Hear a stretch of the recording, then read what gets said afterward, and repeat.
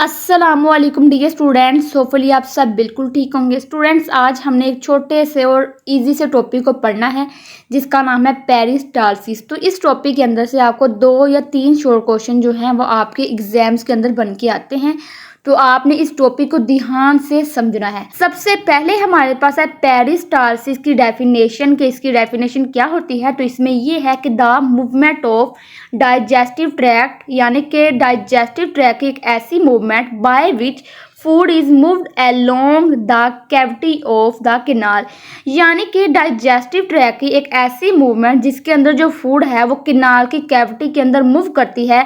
तो ऐसी मूवमेंट को हम पेरिस्टाल्सिस कहते हैं। ठीक है स्टूडेंट्स, तो आपने ये डेफिनेशन याद रखनी है। आगे स्टूडेंट्स, हमारे पास है कंपोजिशन के ये जो कैनाल है जिसको हम एलिमेंट्री कैनाल कहते हैं या फिर डाइजेस्टिव कैनाल कहते हैं, इसकी कंपोजिशन क्या है। तो इसमें ये है कि it consist of longitudinal muscle and circular muscle, यानी कि ये जो कैनाल होती है ये लॉन्गिट्यूडिनल मसल और सर्कुलर मसल से मिलकर बनी होती है। तो आपने इसके कंपोजिशन में ये 2 मसल्स जो हैं इनके नाम याद रखने हैं। आगे हमारे पास है फंक्शन के ये जो दोनों मसल्स हैं इनका क्या फंक्शन होता है। तो इनका सबसे पहला फंक्शन ये है कि both muscle produce wave of relaxation and wave of contraction, यानी कि जो लॉन्गिट्यूडिनल मसल है और सर्कुलर मसल है ये कॉन्ट्रैक्शन और रिलैक्सेशन की जो वेव है उनको प्रोड्यूस करते हैं।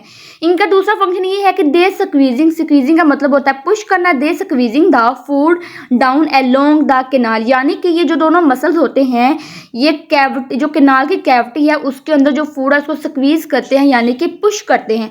आगे स्टूडेंट्स, हमारे पास दूसरी डेफिनेशन है एंटी पेरिस्टाल्सिस। तो पेरिस्टाल्सिस की रिवर्स मूवमेंट को हम एंटी पेरिस्टाल्सिस कहते हैं। तो आपने इसकी डेफिनेशन को गौर से समझना है। क्या होता है कि पेरिस्टाल्सिस में जो फूड होती है वो हमारे माउथ से स्टमक में आ जाती है और फिर स्टमक से इंटेस्टाइन में आ जाती है। लेकिन एंटी पेरिस्टाल्सिस में क्या होता है कि जो फूड है वो दोबारा से इंटेस्टाइन में आ जाती है, इंटेस्टाइन से आने के बाद वो स्टमक में और फिर स्टमक से वो दोबारा माउथ से आ जाती है। ठीक है, यानी कि एंटी पेरिस्टाल्सिस में जो सारा काम है वो रिवर्स हो जाता है। इसकी डेफिनेशन भी यही है कि ओकेशनली मूवमेंट्स आर रिवर्स्ड, कि एंटी पेरिस्टाल्सिस में जो मूवमेंट्स हैं वो रिवर्स हो जाती है। विद द रिजल्ट फूड में be passed from the intestine back into the stomach and even into the mouth, के जब मूवमेंट्स रिवर्स हो जाती हैं तो जो फूड है वो इंटेस्टाइन में आ जाती है, फिर वो स्टमक में आ जाती है और फिर वो हमारे माउथ में आ जाती है।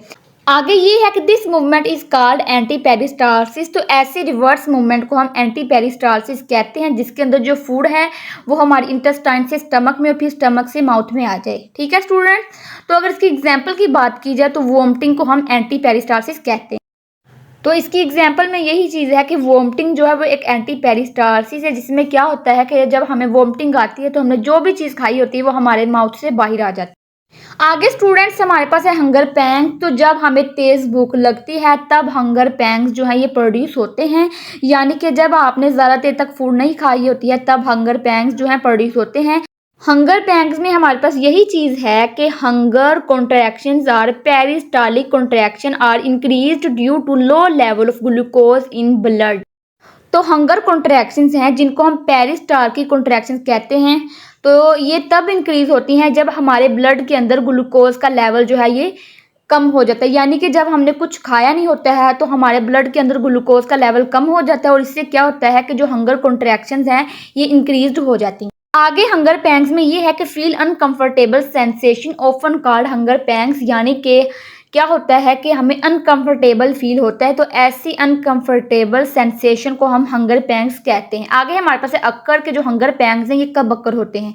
तो इसमें हमारे पास ये है hunger pangs usually begin start 12 to 24 hours before meal, यानी कि जब आपने खाना नहीं खाया होता है या फिर आपको खाना खाए हुए 12 से 24 घंटे हो जाते हैं तो तब हंगर पैंग्स जो है ये अक्कर होते हैं। तो स्टूडेंट्स, ये हमारे पास छोटा सा टॉपिक था जिसके अंदर से आपको 2 से 3 शॉर्ट क्वेश्चन बन के आ सकते हैं। एक तो ये कि पेरिस्टाल्सिस क्या होती है, दूसरी ये कि एंटी पेरिस्टाल्सिस क्या होती है, तीसरा आपको शॉर्ट क्वेश्चन ये बन के आ सकता है कि हंगर पैंग्स क्या होते हैं। तो अगर आपको ये पेरिस्टाल्सिस वाला लॉन्ग क्वेश्चन आ जाए तो आप इन 2 से 3 शॉर्ट क्वेश्चन को मिला के लिख देंगे तो आपको इंशाल्लाह फुल मार्क्स मिल जाएंगे। ओके जी, अल्लाह हाफिज़।